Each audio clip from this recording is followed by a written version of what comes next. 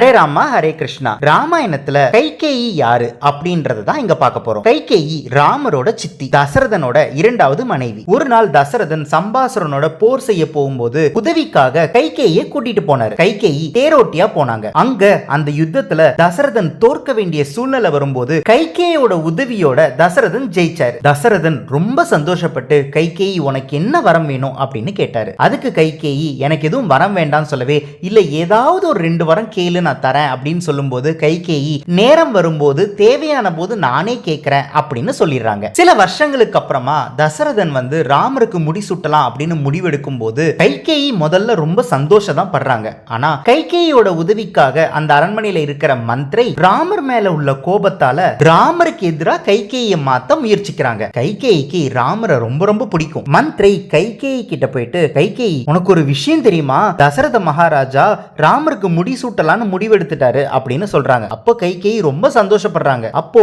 மந்திரை என்ன சொல்றாங்கன்னா, என்ன நீ இவ்வளவு சந்தோஷப்படுற, இன்னைக்கு நீ ஒரு மகாராணி. ஏன்னா தசரதன் மகாராஜா, தசரதனோட மனைவியா இன்னைக்கு நீ ஒரு மகாராணி. ஆனா நாளைக்கு ராமர் மட்டும் ராஜா ஆயிட்டாரு அப்படின்னா கௌசல்யா ராஜ மாதா ஆயிடுவாங்க. ஆனா நீ என்ன ஆவ, உனக்கு எந்த ஒரு சின்ன தேவையா இருந்தாலும் இப்போ உன் கணவர் கிட்ட கேட்டு வாங்கிக்கிற.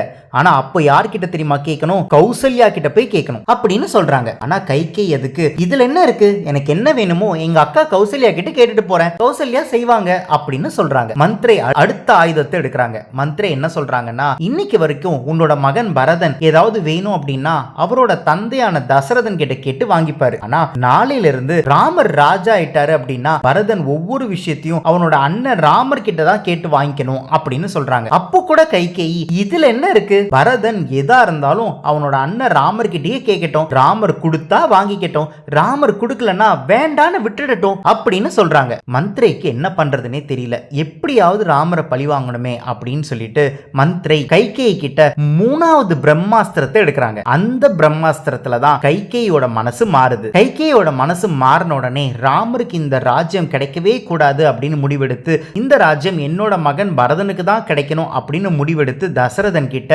இந்த சந்தர்ப்பத்தை யூஸ் பண்ணி எனக்கு 2 வரம் வேணும், அந்த 2 வரம் மூலியமா ராமர் காட்டுக்கு போகணும், பரதனுக்கு ஆட்சி கொடுக்கணும் அப்படின்னு கேட்கிறாங்க. வேற வழியே இல்லாம தசரதன் அந்த வரங்களை கொடுக்கிறாரு. ராமரும் காட்டுக்கு போறாரு. 3வதா எந்த பிரம்மாஸ்திரத்தை மந்திரை கையில் எடுத்தாங்க, அந்த அஸ்திரத்துல எப்படி கைகேயோட மனசு மாறுச்சு அப்படின்னு நீங்க தெரிஞ்சுக்கணுமா, கண்டிப்பா இந்த டிஸ்கிரிப்ஷன்ல இருக்கிற லிங்கை பாருங்க. கைகேயி பத்தி இன்னும் பல விஷயங்களை நீங்க தெரிஞ்சுக்கலாம். நம்ம ECG கார்ட்ஸ்ல கைகேயிக்கு ஏன் நெகட்டிவ் கேரக்டர் கொடுத்திருக்கோம் அப்படின்னா, என்னதான் மந்திரை மனசை மாத்துறதுக்கு எவ்வளவோ ட்ரை பண்ணியிருந்தா கூட அந்த இடத்துல கைகேயி மனசு மாறி ராமர் காட்டுக்கு போறதுக்கு ஒரு காரணமா இருந்தாங்க கைகேயி. அதுக்காக தான் நம்மளோட ECG கார்ட்ஸ்ல கைகேயிக்கு நெகட்டிவ் கொடுத்திருக்கோம். ஹரே ராமா ஹரே கிருஷ்ணா.